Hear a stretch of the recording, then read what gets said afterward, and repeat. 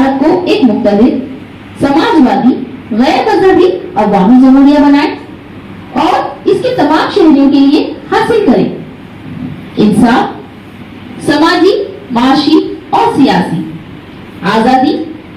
خیال، اظہار، عقیدہ، دین اور عبادت، مساوات باعتبار حیثیت اور موقع،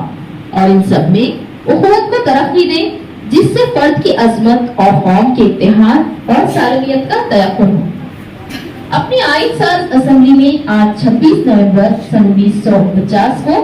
یہ آئین ذریعہ ہاضہ اختیار کرتے ہیں، وضع کرتے ہیں اور اپنے آپ پر نافذ کرتے ہیں۔